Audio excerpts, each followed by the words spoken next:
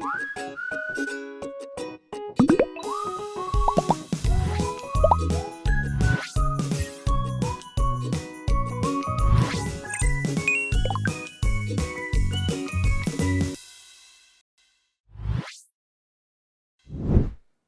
لیدونکو او د ریاضي صنف خپرونې ګرانو زده کوونکو سلامونه او نیکې هیلې مې ومنئ. هیله ده چې د روغتیا په جامو کې به سمبال وئ. نن به بیا هم د فضایي هندسې اړوند څو مهمې موضوعګانې ولولو. تاسې هم کتابچه او قلم در سره راواخلئ او د درس مهم ټکي در سره نوټ کړئ.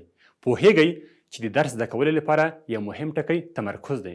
د مطالعې پر وخت د تمرکز درلودلو په مرسته کولی شئ له وخت څخه ښه ګټه پورته کړئ او په کم وخت کې ډېرې موضوعګانې زده کړئ.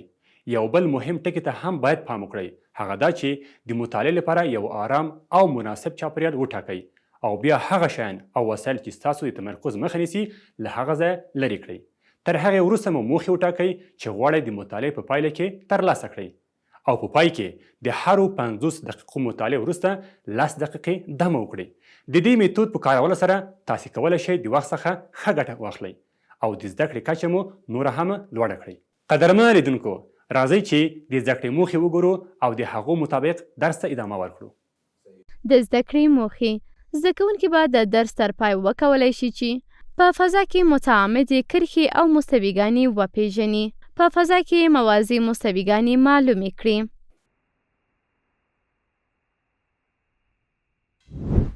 ګلونو زده کوونکو، په دې درس کې به له یوې مستوي سره متعامدې کرښې او بیا به په فضا کې موازي مستویګانې وپیژنو او اړوندې قضیې به ثبوت کړو. په ریاضیاتو کې متعامد د عمودیت هندسي مفهوم وړاندې کوي. عمود کلمې څخه د دوو مستقیمو کرښو د اړیکې ورکولو لپاره ګټه اخیستل کیږي چې د تقاطع په ځای کې 90 درجې زاویه جوړوي. په داسې حال کې چې کیدای شي د متعامد کلمه له یوې یا دوو مستویګانو سره د یوې کرښې د عمودیت لپاره ګټه واخیستل شي. د درس له پیل څخه مخکې به په دې پوه شو چې په ورځني ژوند کې د مستوي او متعامدو مستویګانو پر مخ له متعامدو کرښو څخه څه ډول ګټه اخیستل کیږي. درنو لیدونکو او ګلالۍ زده کوونکو، په عمودي شکل د یوې ودانۍ د دیوالونو جوړول د دې لپاره سرته رسیږي تر څو ډاډ ترلاسه شي چې د ودانۍ وزن په منظم ډول ویشل شوی دی. هغه دیوالونه چې د ځمکې په سطحې عمود وي ډېر محکم او د غورځېدلو امکان ډیر کم وي. ګلالۍ زده کوونکو، تاسې ممکن کرنګ لیدلی وي. دا کرنګ د درنو بارونو د لیږدولو لپاره کارول کیږي. د کرنګ عمودي پایه چې لوړه ارتفاع لري د کرنګ له افقي بازو یا جیب سره نښلول کیږي او یو پر بل عمود دي.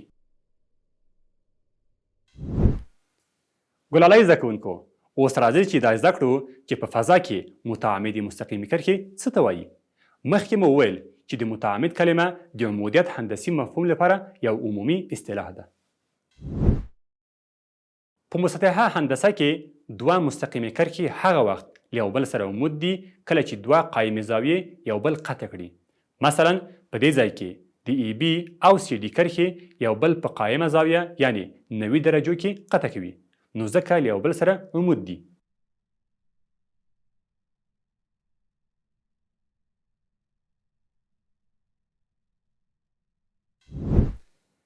ګلونو زده کوونکو، کولی شو د کرښو د عمودیت مفهوم ته په فضایي هندسه کې پراخوالی ورکړو او وګورو چې څنګه دوه مستقیمې کرښې په فضا کې عمود یا متعامدې دي. د ډي یو او ډي دوه مستقیمې کرښې په پام کې نیسو. د لا وضاحت لپاره لیدل کیږي د ډي دوه مستقیمه کرښه د پی پر مستوي باندې پرته ده. دا دوه مستقیمې کرښې یو بل په قایمه زاویه کې قطع کوي. د ډي یو او ډي دوه کرښو ته متعامدې ویل کیږي. که د لید زاویې ته بدلون ورکړو په واضح ډول لیدل کیږي چې د ډي یو او ډي دوه مستقیمې کرښې له یو بل سره عمودا متقاطع دي. په یو بل حالت کې کیدلی شي کرښې له یو بل سره متعامدې وي خو متقاطع نه وي. که دوه مستقیمې کرښې په یو مستوي کې واقع نه وي د متنافرو کرښو په نوم یادیږي. موږ د متنافرو کرښو ترمنځ زاویه هم ولوستله. اوس د همدې زاویې په مرسته متعامدې متنافرې کرښې زده کوو. کولی شو د ډي یو او ډي دوه متنافرو کرښو ترمنځ زاویه دا ډول رسمه کړو. له ډي یو سره د ډي یو زبر موازي کرښه داسې رسموو چې ډي دوه کرښه په یو ټکي کې قطع کړي. د D2 او D1 زبر متقاطع کرښو ترمنځ زاویه د D1 او D2 متنافرو کرښو ترمنځ زاویې په ډول قبلو. که دا یوه قایمه زاویه وي ویل کیږي چې دا متنافرې کرښې متعامدې دي.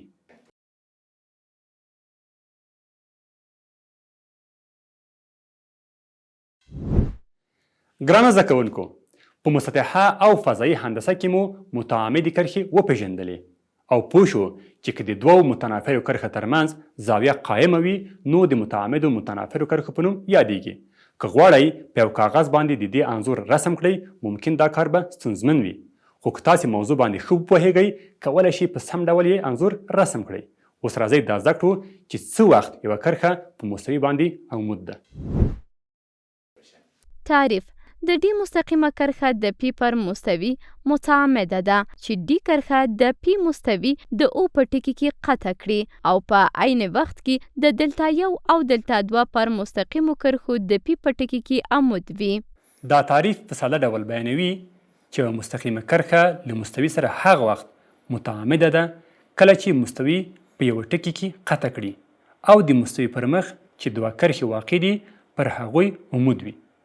په شکل کې په واضح ډول لیدل کیږي چې د ډي کرښه پر دلتا 1 او دلتا 2 مستقیمه کرښه عمود ده او د مستوي له او ټکي تیره شوې ده. ګلونه زده کوونکو، په فضا کې له یوې مستوي سره د متعامدې مستقیمې کرښې تعریف مو ولید او زده مو کړل چې یوه مستقیمه کرښه هغه وخت له یوې مستوي سره متعامده ده چې کم تر کمه د مستوي په دوو مستقیمه کرښو عمود وي. اوس به له مستوي سره د متعامدې کرښې په اړه یوه مهمه قضیه ثبوت کړو. تاسې هم پام وکړئ.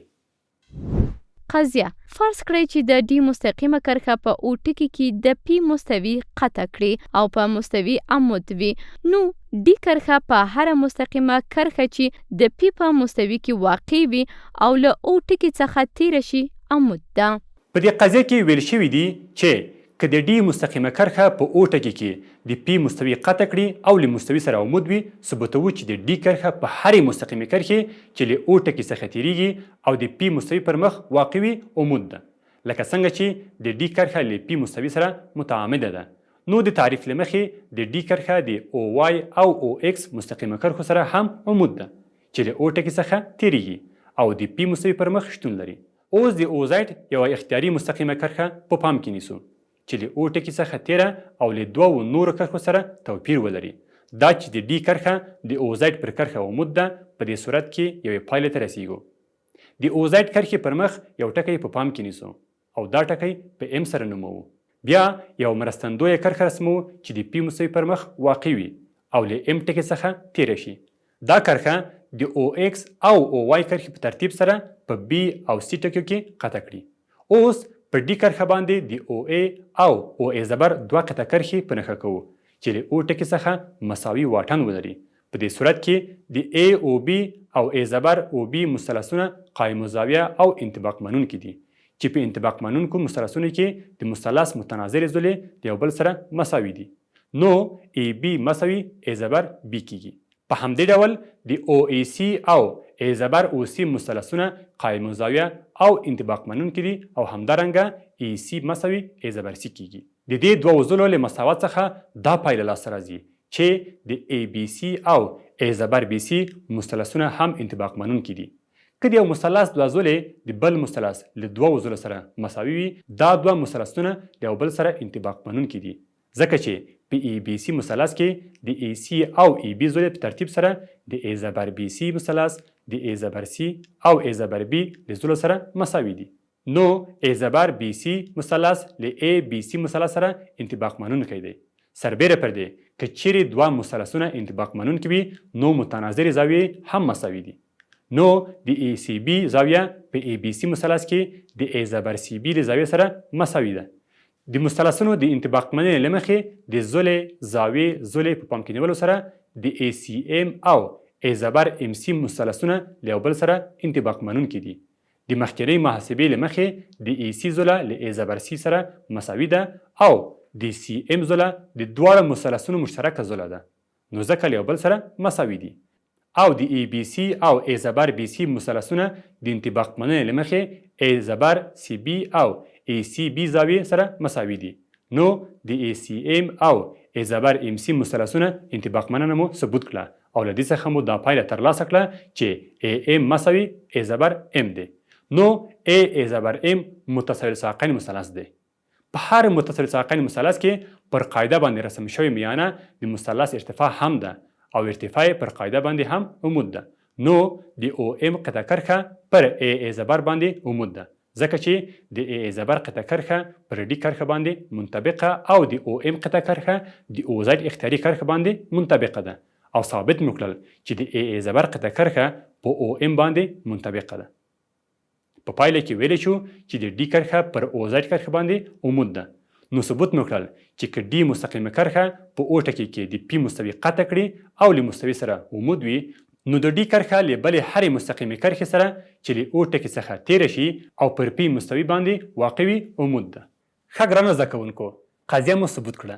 هیله مند یم د مثلثونو د انطباق مننې درس به مو ښه زده شوی وي ځکه چې د دې قضیې د ثبوت لپاره ډیری راوړل شوي دلایل د مثلثونو د انطباق مننې څخه وو. د دې سربیره کوښښ وکړئ د خپل خلاقیت څخه په ګټه اخیستنې په منظم ډول اړوند شکلونه رسم کړو تر څو په یو وخت کې هر راوړل شوی استدلال په شکل کې وښیي. دا کار د قضیو په حل کې له تاسو سره ډیره مرسته کوي.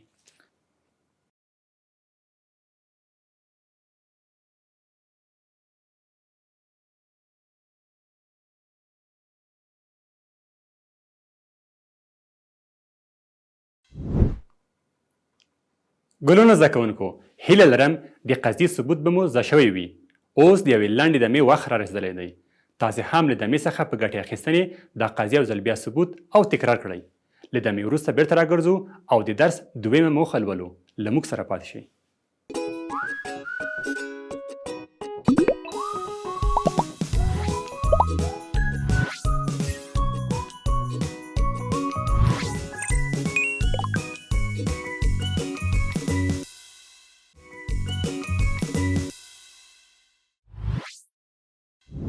قدرمنه لیدونکو یو ځل بیا ښه راغلاست درته وایم.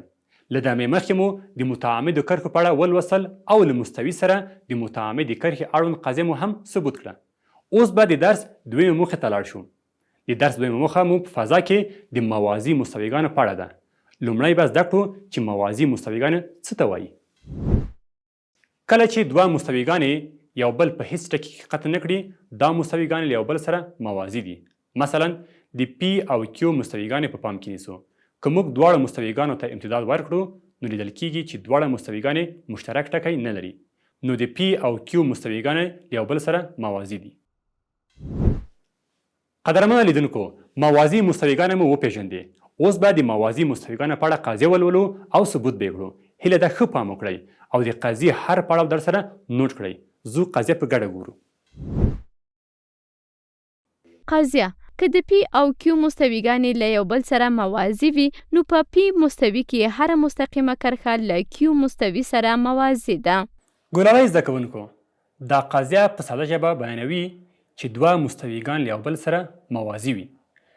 په دې صورت کې هره کرښه چې په یو مستوي کې واقع وي په بله مستوي هم موازي ده. اوس دا قضیه ثبوتوو. نو تاسې هم ښه ځیر شئ او هغو استدلالونو ته چې د دې قضیې د ثبوت لپاره راوړل کیږي ښه تمرکز وکړئ. د پی او کیو مستویګانې په پام کې ونیسئ چې له یو بل سره موازي دي. ثبوتوو چې د ډي کرښه په پی مستوي کې شتون لري او له کیو مستوي سره موازي ده. دا قضیه ډیره اسانه ده. فرضوو چې د ډي مستقیمه کرښه چې د پی مستوي پر مخ شتون لري له کیو مستوي سره موازي نه وي. په دې صورت کې د ډي کرښه د ای په ټکي کې د کیو مستوي قطع کوي ځکه چې د ډي کرښه د پی مستوي پر مخ شتون لري او کله چې د ډي کرښه د کیو مستوي د ای په ټکي کې قطع کړي دا ټکی د پی او کیو مستویګانو ترمنځ مشترک ټکی دی. په داسې حال کې چې په فرضیو کې مو ومنل چې د پی او کیو مستویګان له یو بل سره موازي دي او مشترک ټکی نه لري. لاسته راغلې پایله زموږ د فرضیې خلاف ده. نو د ډي کرښه باید د کیو له مستوي سره موازي وي. ګرانو زده کوونکو په پایله کې مو ثبوت کړه چې که د پی او کیو مستویګانې له یو بل سره موازي وي نو په دې وخت کې هره مستقیمه کرښه چې په پی مستوي کې واقع دی له کیو مستوي سره موازي دی. تاسې هم زیار وباسئ چې نوټ ونیسئ او د دې قضیې ثبوت ګام په ګام د شکل له مخې رسم کړئ. د شکل رسمول د قضیې په ثبوتولو کې ډیره مرسته کوي او د دې سبب ګرځي چې راوړل شوي استدلالونه په یو وخت کې له شکل سره مطابقت لري.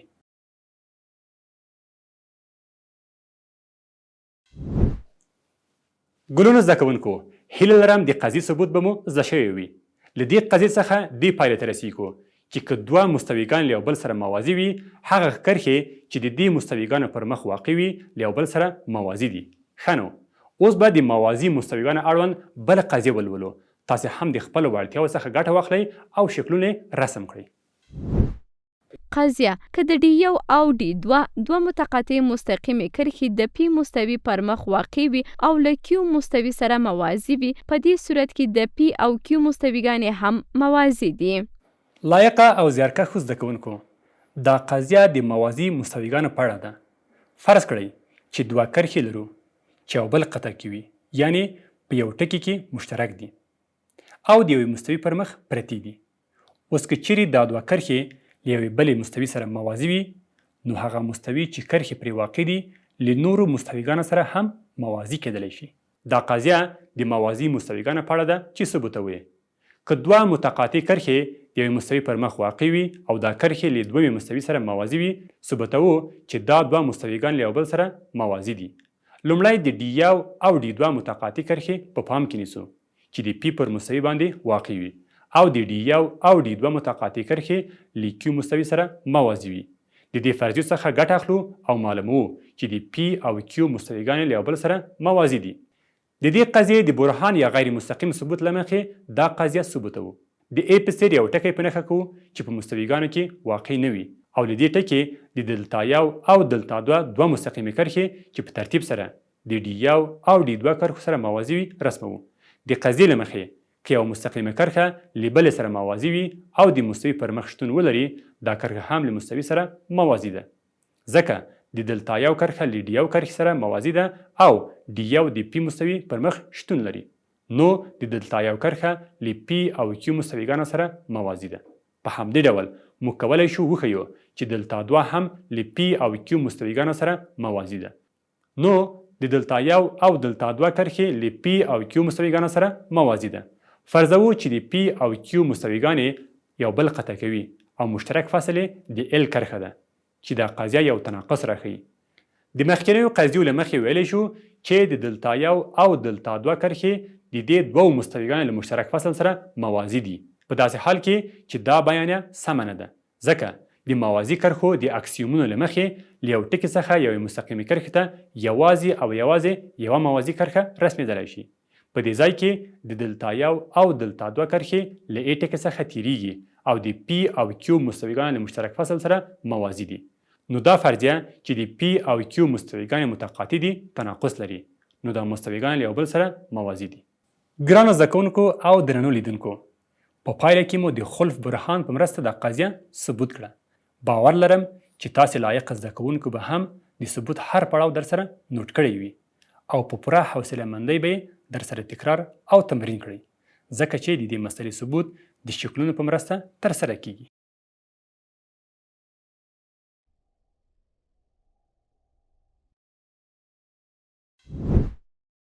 ګرانو زده کوونکو، هیله ده د دې قضیې ثبوت مو هم زده شوی وي.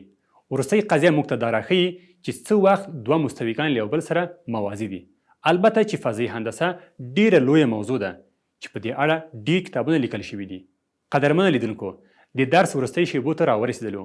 اوس به د زده کړې پایلې ته یوه لنډه کتنه وکړو. د زده کړې پایلې: زده کوونکو زده کړل چې د D مستقیمه کرښه د P په مستوي متعامده ده چې D کرښه د P مستوي د O په ټکي کې قطع کړي او په عین وخت کې د دلتا1 او دلتا2 پر مستقیمو کرښو د P په ټکي کې عمود وي.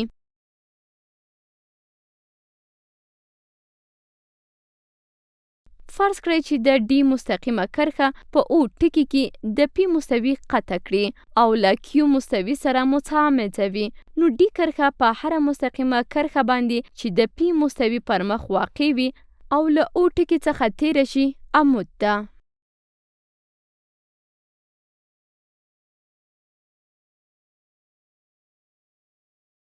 قضیه که د پی او کیو مستویګانې له یو بل سره موازي وي نو په پی مستوي کې هره مستقیمه کرښه له کیو مستوي سره موازي ده.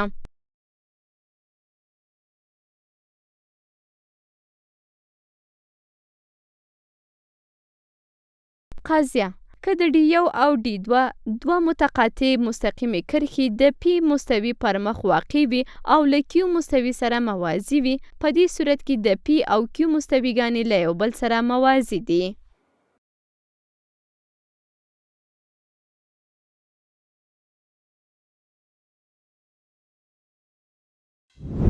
قدرمنو لیدونکو او ګرانو زده کوونکو، زموږ درس تر همدې ځای و.